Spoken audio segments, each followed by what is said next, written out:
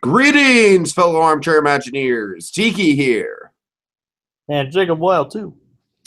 And welcome to another episode of Tiki's Universe, the show where we talk about all kinds of different current animated programming. And my God, Jacob, this is a long time coming. I have no excuses for it. We wanted to get all these episodes out in March, and now this is literally the last day of April. But we're finally going to talk about it, Jacob. We're finally going to talk about the final 4 episodes of Milo Murphy's Law Season 1. We're going to be breaking down Battle of the Bands, the math book, the little engine that couldn't, and the llama incident. All 4 of them. So, Jacob, how are you? Doing good. Cool. So let's not waste any time. We got we've got more episodes than usual to talk about, and not a lot of time. So let's get right into Battle of the Bands. All right. Now, Jacob, I definitely think that the penultimate episodes of Milo Murphy's Law, both of them, A and B, probably among my least favorites of the season, just to be honest with you. I don't really dig either of these episodes, and I think the season finale episodes were a lot better. Probably. But I don't know. This episode, it's okay. It expands on Zach's character a bit. I like seeing. I think the progression of Zach from at the beginning, where he's just like, okay, the goal is just to play in front of a crowd. We're just here to have fun, and then it's a very quick switch for Zach once he sees the. What are they now? The Lumber Max. The Lumber Max. Yes. So I don't know, that's fun, but to be honest with you, Jacob, I think Battle of the Band episodes of cartoons in general are it's a little bit cliche. It's something that I see a lot of, like Steven Universe did one not too long ago. Sadie's song, which outside of the song itself in that episode, it was kind of a weak sauce episode. And this I kind of feel the same way about. Like I said, there's basically 3 things I appreciate about this episode, Jacob. You want me to list them off? Sure, go ahead. Okay, number 1, like I said, I like seeing Zach get all jealous and stuff and hot and bothered and huffy. That's fun. Number 2, they continue this whole thing of Milo having an accordion and that being Milo's instrument, so yay for that. And number 3, Jacob, most importantly, the stage dive gag with Mort is hysterical. Reference to this once popular meme, and I think like this big expected this huge splash. And I guess speaking of Mort, it's he doesn't really get a lot to do, and I kind of feel like the character of Mort in general was I wish Mort was used more throughout the season, to tell you the truth. But it's nice to see him here. It's nice to see him as kind of like the unofficial 4th Beatle of the group. I don't know. The Ringo Starr. I guess. Yeah, he's the drummer, so that's very appropriate. That's absolutely what I meant to say. I don't know, man. There's not a lot to this episode, really. What do you think of the music? The music was fine. I mean, I did like Slash's guest star. Yeah, Slash is the guest star is pretty funny. It actually kind of continues his appearance from Phineas and Ferb as well. Oh, does it? Okay, that's nice. Well, I can actually tell you a bit of a story behind that. Go ahead, because we don't have much else to talk about with this episode. You know how Phineas and Ferb had a moving right across the 2nd dimension? Yeah. Well, during the production, Slash is they met. Slash actually met them and said he was he was a big fan of the show itself, and when they were planning the movie, wanted to help write a song with them for the movie as well. Mm-hmm. And he actually got to meet a lot of the cast and crew and all that. He was actually starstruck to meet the voice of Phineas first. Nice. He's the one who got starstruck. Mm-hmm. But like I said, he actually wrote the song "Kick It Up a Notch" played on television broadcast for Across the 2nd Dimension. Mm-hmm. Cool. And even played the guitar for that song. And here he actually has a vocal cameo, so it's kind of continuing that. And of course, we already established with with the great Melissa's fear of roller coasters that this does very much so take place in the same continuity as Phineas and Ferb. Yep. So Slash. So you're Slash again. He's like, "What's up? I'm It's pretty much, Slash, just hanging out." that's pretty much just his own. That's pretty much just actually how he looked in the cartoon. Right, right. So it's actually pretty cool how they brought him back for that. So I don't know, man. This episode, it's not really much of anything. And honestly, it's kind of weird to see Milo kind of sidelined for this episode. Not that episodes focusing on the other characters are bad. It's just like it's kind of weird in my opinion for this. Well, one. you know what the problem with it? Like, I literally don't even think there's much Murphy's Law in this episode at all until like the end when it's like obligatory. Like, okay, we have the flood on the stage, and then everyone's like, just swimming around. Well, the really only instances are that like the tarp falling on that one band, Yeah. And Milo getting taken off by the carts. I guess the carts are kind of funny. Just the timing of it is really good. Sorry, I wasn't listening. I was being pushed away by a bunch of shopping carts. Yeah. Admittedly, this isn't one of the stronger ones. No, I mean, like I said, I definitely think if I were to do like a top 10 gags from season 1, I think that the Mort stage dive would probably be in there. But other than that, there's not really a lot that I'm going to like look back on and remember with this episode. It's just okay. So, yep. Okay, let's. Huh? I said, no, go ahead. Yeah. Okay, let's move on to the math book. Which is kind of this season's unofficial Halloween episode. It's more like it's only like a quest episode in a way. I guess, but quest. But there is a lot of spooky atmosphere here. I like how the lights are dim, the lighting is dim throughout the whole episode. Like there's a lot of shadow work at play. Yep. Let me see. Remind me, have we met Principal Mildred before now? I think we've seen her before. I don't know. But this is definitely the first time she's like a major presence in an episode. Yeah. So I like the runner of her having like these elaborate stories, like the I knew a kid stories. And it's like I knew a kid that like I once knew a kid that like borrowed my key and like what? You know what happened to him? No. Well, if you do find out, please tell me. I want that key back. Just I don't know. I find that very relatable. Like every school had a teacher like this who would have a bunch of horror stories. At least from my perspective. Like I know I could think of one from my middle school. I can think of one from my high school. So it's very funny. Things like don't go into the boiler room and things like that. Right. Or behind that, or up those stairs is the forbidden second floor. Ooh. I mean, because I had like a one floor class elementary school or middle school. It was elementary school I used to go to. Where the second floor is completely off limits.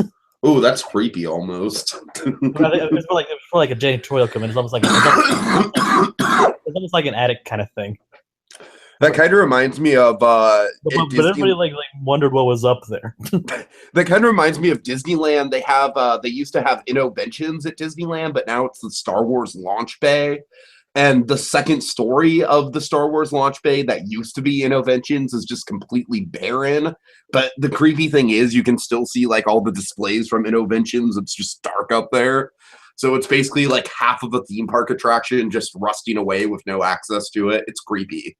Anyways, it's like the abandoned theme park. It is, man. It genuinely is kind of unsettling when you're in there. I tell you. Like that. What's the one like abandoned by Disney or whatever? Yeah, Journey into Imagination, the second story of Journey, the image works. I think it is of Journey into Imagination is another example. They should open that back up. I think they opened it back up as an AP lounge, actually. Anyways. Back to Milo, yes. Sorry for that weird tangent, people. It's okay. So let's see. I don't really have a lot to say about this one either. I think it's a better episode than Battle of the Bands, but honestly, not by a whole lot. It's still kind of forgettable. It's definitely one of the more mundane episodes.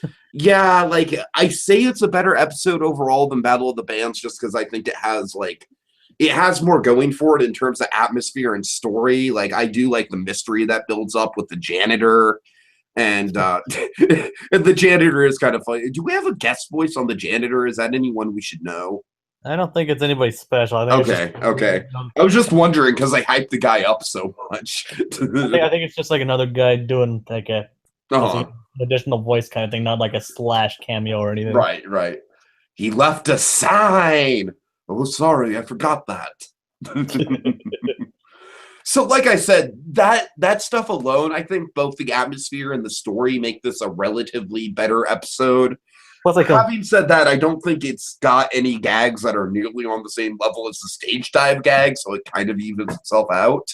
I like some of the more like humorous, like some of the more dialogue humor. And then like the whole like, so the Mona Lisa and the Louvre isn't even the real one. Oh yeah, that was great. That was great when Milo has like the generator in his backpack. Like, the fun fact, you can actually hear him talking about playing Yahtzee over underneath that. Like, right, right. like I tried to drown it out, but you can still hear him faintly say, like, my family and I are playing Yahtzee. I mean, you roll the dice. You actually faintly hear him say that, but the Mona Lisa in the room is currently painted by my cousin Reggie. And I will admit, Principal, I'm sorry, I was calling her Principal Mildred. It's Principal Milder. I should know that because it's right in front of the picture that I'm staring at. I'm sorry. But Principal Milder is definitely a character I'd like to see more of in season 2. She seems pretty fun. And also, speaking of faculty members I'd like to see more of, we need more Elliot in this show. Come on. Yeah, bring him back. I don't know if it was just like a one-time thing or anything. Well, I mean, he's in the background. I guess they just don't want to pay for Christian Slater. I didn't know Christian Slater was in that high of a demand. I mean, I know he's got Mr. Robot going for him, but anyway. I think it's just like they haven't found. I think it's just that they haven't found many parts for him. Yeah, that's probably it. You're right. You're right. But I mean, like a lot of their plots haven't involved him yet. Plus, like also, I like the main thing for me in this episode is like the dynamic of the three characters. sure, and that's always that's always been a plus. I mean, like this episode's like just mainly just them riffing off each other. Right. I think I officially really like Mr. Draco as well. Yeah, it's like, oh yeah, he's like, oh yeah, it's like just went the room and got locked in. I've come to the conclusion that Mr. Draco is basically like a more likable version of Adam Sandler's Dracula. but here's the question: is he still actually is he actually a vampire? Oh, I think he's definitely a vampire, but he's our vampire. Damn it! Yeah, to quote Melissa. Yes. Besides, or just a very eccentric human being. It can't be both. Well, you know what I mean. Yeah. Anyways, so yeah, I don't really have a. You are right though. The three main characters in this episode, of course, do bounce off each other very well. It's one of the more dialogue-driven episodes of the series, which is interesting. Yeah, it's like Murphy's Law doesn't actually work that much in this episode either. Not really. I mean, I think these are just like tries to. I think my guess, I could be totally way off base with this, but it was just like their way to like show that this episode can just focus and thrive on more than just chaos. Yeah, which I think is important with this show because it is one of those things that people were kind of skeptical of when they heard the premise. And well, I do think the more memorable episodes of this show definitely do involve all the chaos going on. I think the best episodes of the show, like the one we're about to talk about, kind of balance the chaos with really good character stuff. Yeah, I mean, I too agree though. It's like, at what point do they continue one-upping themselves until the point where it becomes borderline ridiculous? I mean, ridiculous for this show's standards. I mean, I think the llama incident. We'll get there, but I mean that. Like, I love the ending of the llama incident, which I can't wait to talk about. I mean, don't get me wrong, it works for the llama incident, but you get what I'm talking about, right? Yeah, absolutely. To the point where basically it's just like one-upping itself just to one-up itself. Which is why we need the characters in there. That's also why Family Vacation worked as well as it did as an episode, is because it was epic in its chaos, but it was also really good with the character stuff. And also kind of like Murphy's Lord in that regard as well. Sure, definitely. And All right. I think that's enough for math book. Okay. Let's move on to my favorite episode of the season, unequivocally. The little engine that couldn't. Yes, I wish I had a better picture than this, but what are you going to do? This is the one thing that the wiki provided us with, so... Get on a wiki, people. Okay, so I love this episode. I think this is the most well-done episode of Season 1. I think it's the crown jewel of Season 1. A lot of the reason why I love this episode is that excuse me, it very much homages the early kind of like 1920s folly cartoons, like like something like Traffic Troubles, like we've got that old-timey piano going on, and we got the chaos. So that's what I love about it. It's like an old school, like early Mickey Mouse or Oswald cartoon. Or like a Charlie Chaplin kind of thing. Right, yeah, totally. And so I feel like that element of it, like the old school cartooniness of it, really works super well. It also definitely gives us some good character stuff with Melissa's dad, who I'm not sure how much of the character fixture he's going to be in the series. He's kind of more of a background character, but I like him here, and he has a good arc. And yep. And let's see, yeah, just I also think this is by far the best animation that we've seen in the series. I mean, definitely much more lively, and it's like okay, we've seen what the show can do. Now let's kick it up a notch. Exactly. I would say the effect of the fire truck is one of the most effective, one of the most impressive computer effects that I've seen in a 2D animated TV show. Like, holy crap, that thing is animated well and it blends in seamlessly. It is pretty cool. I mean, it's almost like one makes you wonder almost if it's actually 2D animation itself. Yeah, right. Of course, I love the beginning of the episode where Milo just randomly turns into like a fire truck fanboy. It's and like how Melissa's dad didn't even need to know that Milo was there, or that didn't even need to look to see that he was there. Just like he knew he was there because of the hose malfunction. He's like, right. like, hello, Milo. Hi, Mr. Chase. But Milo being a junkie for fire trucks, it kind of reminds me of Walt Disney in a way, because Walt Disney, he loved the fire engine on Main Street, but of course just the enthusiasm of Milo, like, oh my god, look, it's got the first ladder on top, and it's got all these features, and it's got a bell on the street, which quite frankly isn't really that impressive. But that kind of reminds me of the enthusiasm that Walt Disney would show for, like, let's say steam trains. We all know that Walt Disney was a big fan of steam trains. So, indeed. I don't know. I just really like that. I don't know if I go see a train episode one of these days. Imagine Milo Murphy on a train. Oh, God. Yeah. We had a runaway fire truck episode, but now all we need is a runaway train episode. Okay. I mean, I really don't have a lot to say about this episode either. Just because we can't forget about the pistachio. The pistachio. Oh yeah. Oh wait, that's right. The pistachio gentleman. Basically, this is basically the end of their arc for the season. I mean, they do show up in the Llama incident, but it's kind of in a flashback capacity. So yeah, this is the big culmination of the season-long rivalry between Milo and this pistachio gentleman. And rivalry in air quotes. Right. How does it go? How does this intense confrontation go? It's like Milo actually tries helping them, but Cavendish is like, yeah, you can't help him. He's the bad guy. But I love how polite both Milo and Dakota are to each other, while Cavendish is just like, and again, I point out that Dakota was the one who noticed Milo to begin with, and Cavendish is the one that's just like running with the theory. even Dakota play like, I said it was just a theory. I didn't. It's also kind of like making fun of conspiracy theorists in a way, of course. Like every little detail could be like this theory kind of thing. All the Shane Dawsons of the world. Pretty much, but like he's like I said it was just a theory. It's like the game's afoot. The game's afoot. Who says that? Oh, I said I know, and it's mystifying. But again, I just love how polite these two are to each other. Like when I'm they just, when they first pull Milo up, Milo's just like, "Oh, it's you guys, the pistachio guys. How you doing?" like, oh, I'm doing fine. Like, and Dakota's like, hey, I'm just being nice. It's like Caven just like flipped his lid.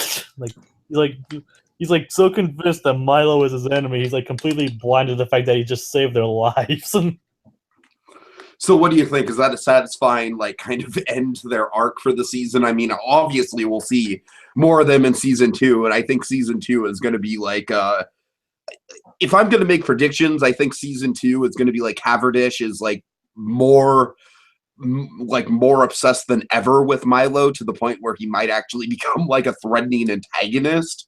Whereas I definitely think Dakota is going to be the one that's going to be on Milo's side, and Milo and Dakota actually might start developing like a friendship. That's my guess for season 2. Well, I mean, they kind of do have something going there because, That's like, what I'm saying. Yeah, yeah. I mean, I don't know if it would actually become a threatening antagonist because in the entire history of both Phoenix and Ferb and this, there's really the only threatening villains in the entire series were the Marvel guest starred. Okay, fair enough. Fair enough. But I say threatening just in the sense that like I feel like Haverdash could get to the point where like he's genuinely trying to like destroy Milo and bring down Milo, and he might not do it well, but he still is malicious about it. Maybe he'll team up with Elliot. Oh God, yes, yes, I can see that. Okay, I just loved, and I also like the reconciliation between Milo and Melissa's dad at the end. Yeah, that's very good. It's like you know how like they finally see eye to eye, like you and I aren't that different. Yeah, and it Like you makes a know, lot like, of sense that his job is essentially dealing with Murphy's Law. and, like he realizes that like he understands like man, it can't when Milo goes through, it can't be that great. Mm-hmm. And the whole like, and of course we can't know the whole riding the wave of fire thing. Like he's like, you're not living in a wave of fire because those don't exist. It's like, well, actually, last summer, it's Quit while you're ahead, Milo. almost And like of course, I'm sorry. Go ahead. it's almost like at that point I don't even want to know. And of course, Jacob is a big fan of Jurassic Park. I love the ending. Which is actually the T-Rex Phoenix and Fur brought back according to a bunch of people. I can believe that. Uh, the only problem Right. is that it's called a Tyrannosaur and not a Tyrannosaurus, which I think is just a play on the fact that the Tyrannosaurus is actually like, as far as I'm aware, it's like it's the Huh. No idea.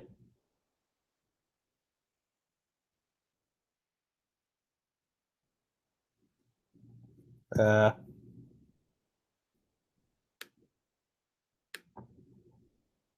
hello.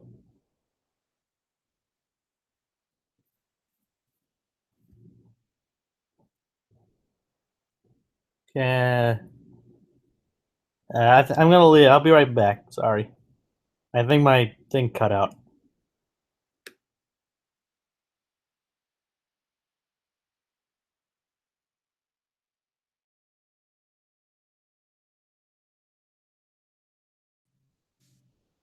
Hello.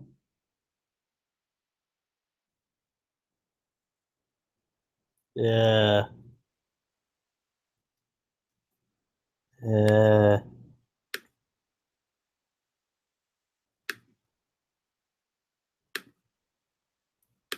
what's going on? Uh,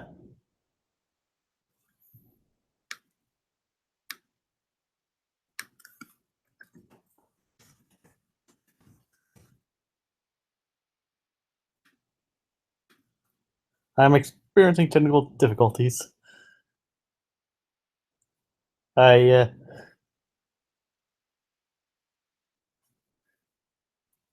hello. Should I leave? I tried.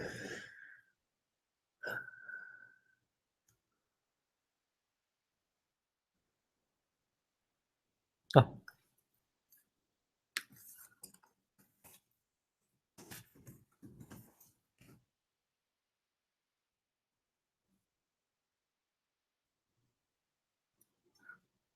Uh, I don't know.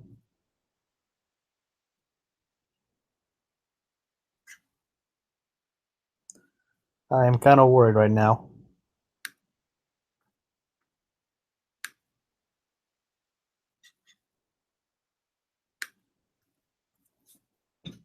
Uh, bye.